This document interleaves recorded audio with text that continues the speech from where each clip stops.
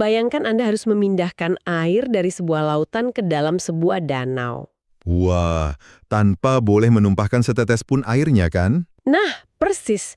Anda tahu, menerjemahkan bahasa seringkali terasa seperti misi mustahil semacam itu. Kita tidak sekedar menukar kosakata dari kamus. Bener banget, kita mencoba memindahkan seluruh cara pandang suatu masyarakat ke dalam wadah yang sama sekali baru. Selamat datang di eksplorasi mendalam kita hari ini.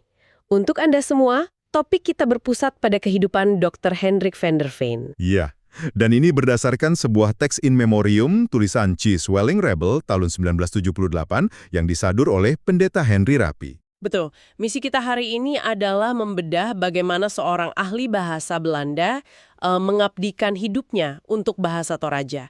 Dia ini memadukan ketelitian ilmiah dengan rasa hormat yang mutlak terhadap budaya lokal. Oke, mari kita bedah hal ini, karena rencana awal Van der Veen itu sebenarnya sama sekali bukan pergi ke Toraja, kan? Rencana awalnya itu sangat berbeda loh. Jadi terinspirasi oleh ahli bahasa N. Adriani, Van der Veen ini meraih gelar doktornya pada tahun 1915. Oh, dengan sebuah terobosan besar ya? Iya, dia ngebuktiin kalau bahasa-bahasa di Halmahera Utara itu bukan bagian dari kelompok Austronesia. Sederhananya, dia menemukan bahwa bahasa di sana berasal dari keluarga bahasa yang sama sekali berbeda dari mayoritas bahasa di Nusantara. Itu penemuan akademis yang mengejutkan banget sih pada masanya. Siap dikirim ke Halmahera.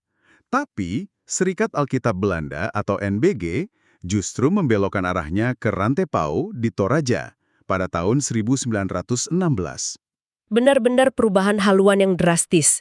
Tapi, cara dia beradaptasi sungguh luar biasa. Setuju. Dia nggak mau cuma diam di tempat yang nyaman. Iya, alih-alih meneliti dari Rantepau yang saat itu sudah ramai oleh pengaruh luar, dia sengaja membangun rumah di Bukit Tangmentowe. Tujuannya murni untuk benar-benar membaur. Nah, itu langkah yang berani banget. Ini mengingatkan saya pada aktor method acting. Tapi dia tidak sekedar meniru kehidupan lokal loh. Langkah ini secara fundamental mengubah cara kerjanya. Bagaimana sebenarnya proses membaur ini mempengaruhi kemampuan linguistiknya? Yang sangat menarik di sini adalah penguasaan bahasa yang menyentuh jiwa masyarakatnya itu menuntut Van der Veen untuk tidak berjarak.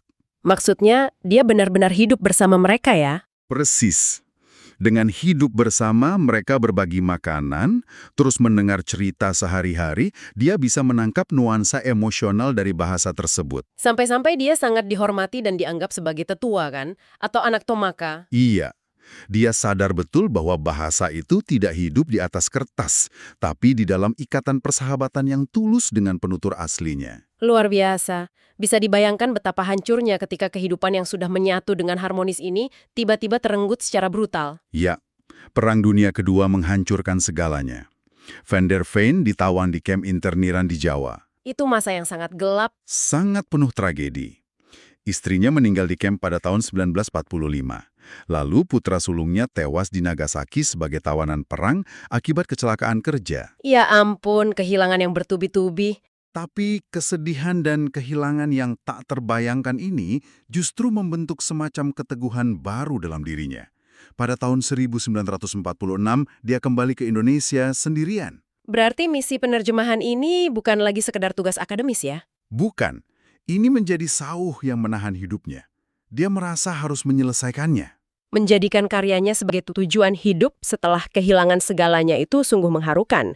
Dan disinilah bagian yang benar-benar menarik. Ketika hasil terjemahannya akhirnya terbit, dia melakukan sesuatu yang tak terduga. Ya, Van der Veen mencantumkan nama rekan penerjemah lokalnya, J. Tamu, tepat di halaman judul. Tindakan yang sangat radikal di era kolonial kan? Biasanya cuma nama cendekiawan Eropa yang diakui. Benar banget. Ini adalah deklarasi tertulis dari Van der Veen bahwa pekerjaan monumental tersebut adalah hasil kolaborasi yang setara, bukan eksploitasi sepihak. Penghargaan itu juga terlihat jelas dari bagaimana mereka menerjemahkan teks tersebut. Bukankah dia menolak memaksakan gaya bahasa Barat? Dia sangat menolak hal itu.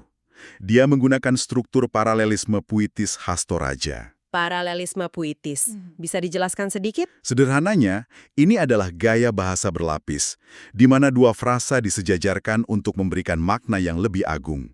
Misalnya, dia tidak menerjemahkan kata saudara secara harfiah. Lalu dia pakai idiom apa? Dia pakai idiom lokal, yaitu butiran beras yang terbelah. Oh, wow.